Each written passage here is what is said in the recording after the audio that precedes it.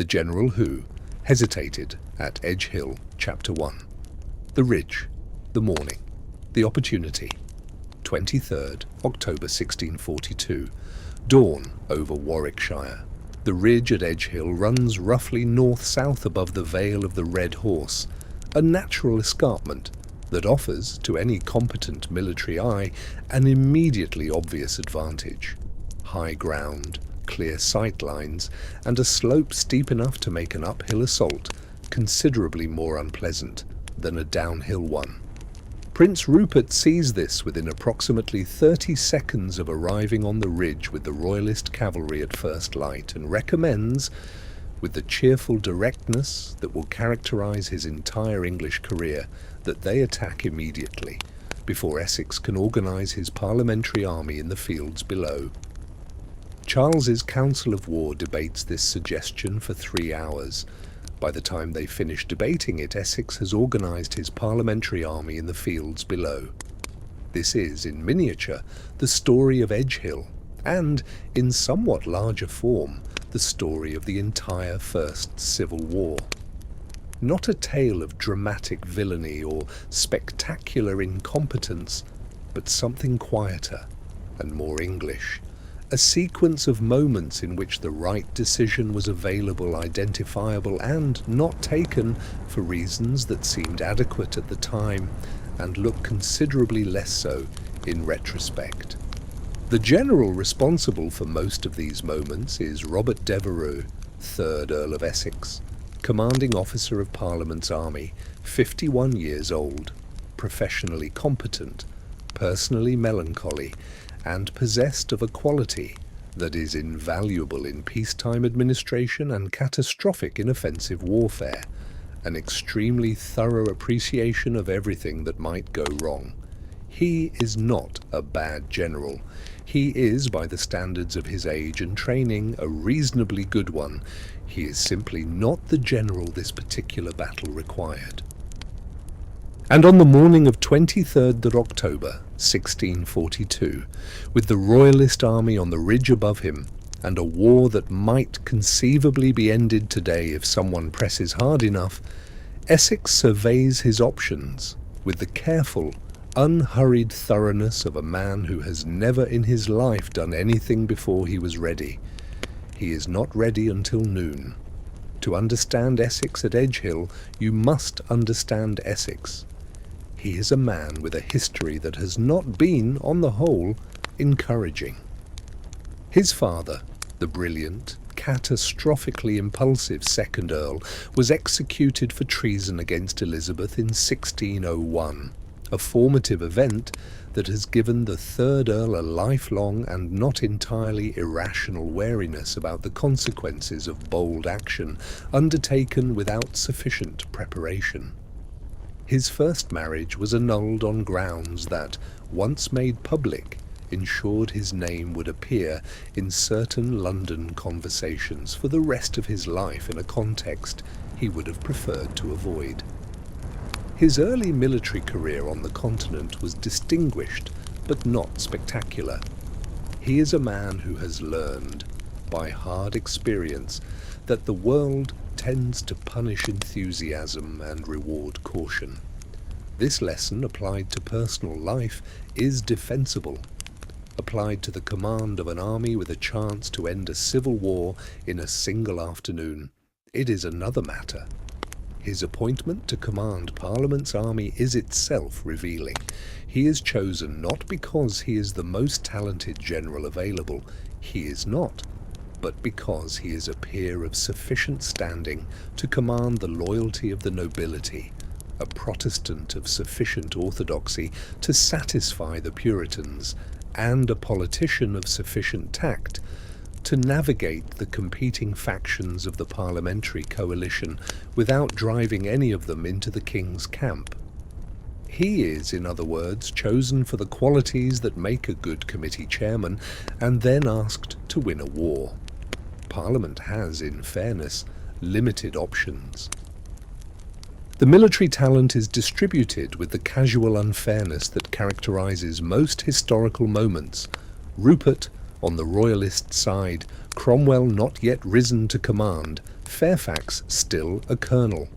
Essex is what is available. He knows this. It does not improve his confidence. Chapter 2. The battle nobody planned.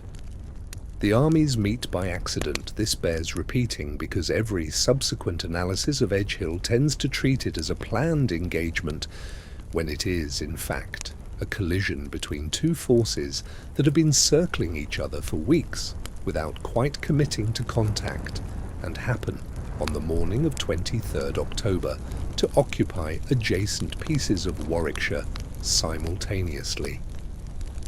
Rupert's cavalry scouts report Essex's position at first light. Rupert reports to Charles. Charles convenes the council. The council debates. The debate concerns whether to attack from the ridge, Rupert's preference, vehement and clearly expressed, or to descend to the plain and fight on level ground, the preference of the infantry commanders, who have concerns about the slope and the disorder a downhill charge might introduce into formations that are not yet as disciplined as they might be. Both positions have merit. Rupert's has rather more of it, given that the purpose of the morning is to defeat Essex before he can fully deploy, and that every hour of debate is an hour in which Essex deploys further. This argument Rupert makes with increasing volume for 3 hours. At 10 o'clock, Charles decides to descend to the plain. The Royalist army files carefully down the escarpment in good order, taking the time necessary to maintain formation, and deploys in the fields below the ridge in a manner that would satisfy any textbook on mid-17th century military organization. By the time they are deployed, it is nearly midday. Essex, in those same hours, has arranged his army with the methodical thoroughness of a man who takes arrangement seriously. His infantry are in 3 lines. His cavalry covers both flanks. His artillery, 12 guns, nothing spectacular, is positioned on a slight rise in the centre. He has done everything a responsible commander should do. He is ready, finally, to fight the battle that could have been fought at dawn. The engagement begins in the early afternoon and proceeds for approximately 45 minutes in a direction strongly suggestive of Royalist victory. Rupert's cavalry charge on the right flank is everything Rupert's cavalry charges generally are: fast, violent, and deeply impressive to watch from a safe distance. The parliamentary horse on that flank, undertrained, under-motivated, many of them in their first engagement, simply breaks. Men turn and ride. Some ride as far as Kinnerton, 3 miles distant, where they are eventually stopped more by exhaustion than by authority. Rupert pursues them with the whole-hearted commitment that is his most consistent military characteristic. He is gone for 2 hours. In those 2 hours, while Rupert pursues routed cavalry 3 miles from the decisive point, the battle in the centre grinds on without its most effective striking force.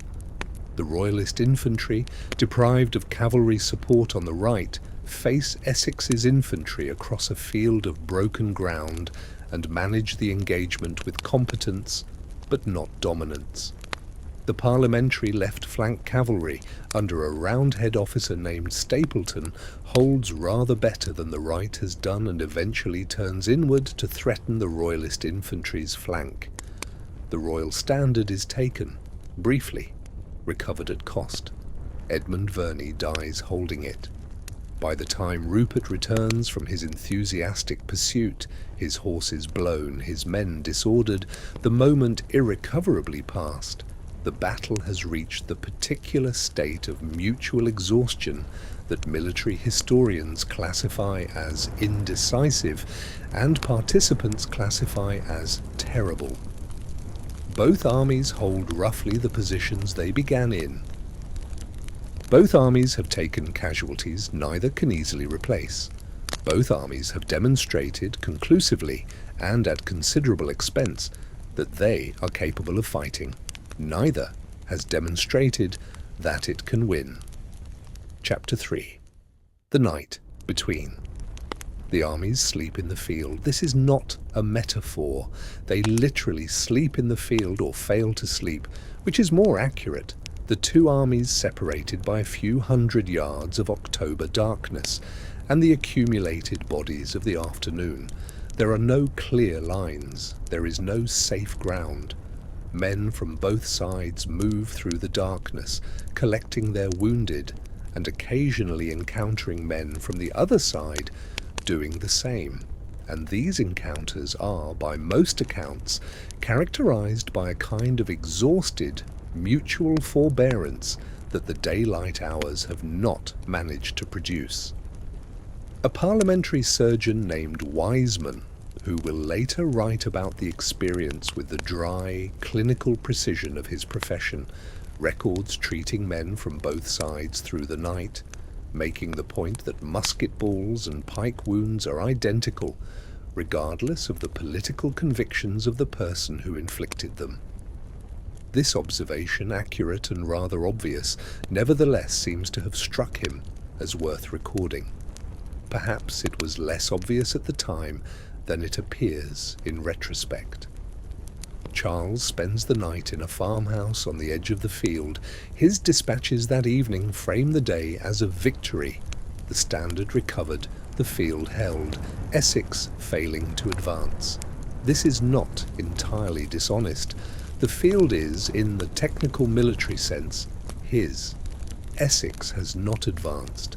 Essex has also not retreated.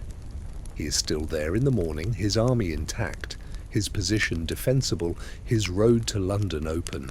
This is what matters. Charles looks at the morning and understands it. His council looks at the morning and understands it. Rupert looks at the morning and proposes attacking immediately, which is what Rupert proposes every morning as a matter of both principle and temperament. The council debates. By the time the debate concludes, Essex is marching south toward London, unimpeded. Chapter 4. What hesitation costs. 3 weeks after Edgehill at Turnham Green on the western outskirts of London, the Parliamentary Army, reinforced by the London-trained bands, 24,000 men in the grey November light, stands across the road and declines to move. Charles surveys them from horseback. Rupert surveys them.